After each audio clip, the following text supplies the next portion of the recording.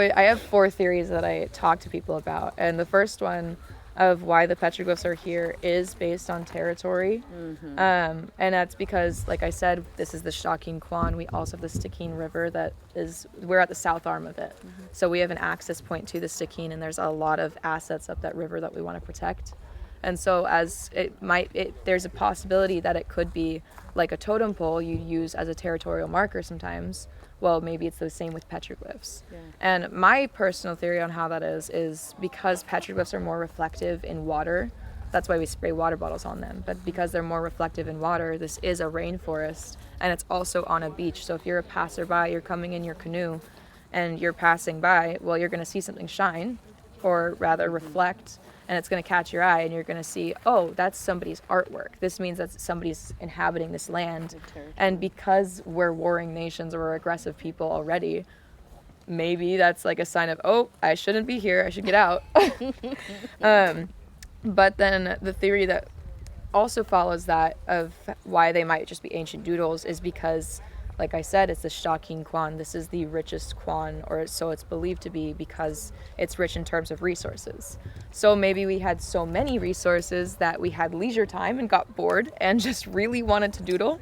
And these petroglyphs would have taken hours to do, so it's something that will consume your time. And maybe they are also part of storytelling, something about oral tradition. But my personal favorite theory is it aligns with shamanism and shamanistic practices of the Tlingits. And that shamanistic theory goes, there's a trial period in order to become a shaman.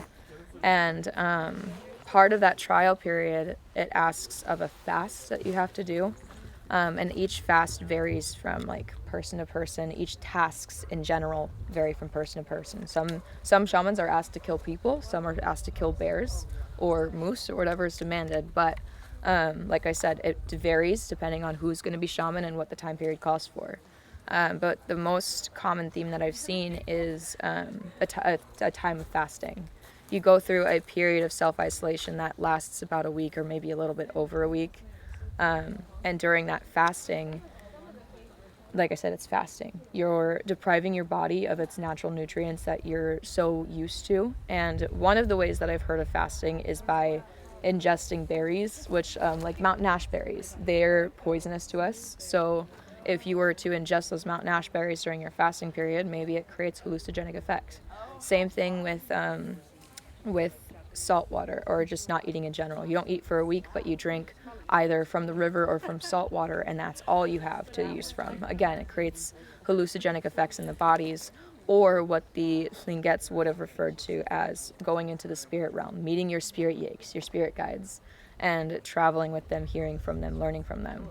And it's also said during these journeys that your yaks, your spirit guides, go with you.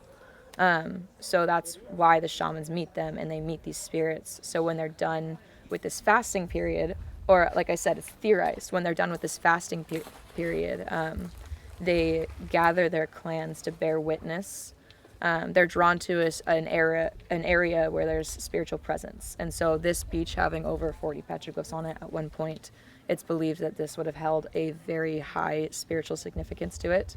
So they would have been drawn here, and they would have gathered their clans to bear witness to what they saw in that spiritual awakening or that spiritual realm, where they were traveling between the world and between the spirit life, and seeing their spirit yaks and even like other entities as well. And so they would gather their clans, and they would do petroglyphs and tell stories of what they saw. But like I said, it's all theory. Now, the last theory that I go into is not about the traditional Tlingits artwork, the form line design that we see. It's actually those spirals and the concentric circles that are not replicated throughout the Tlingits artwork. You won't see them on the houses, you won't see it on our regalia or our boxes or anything else.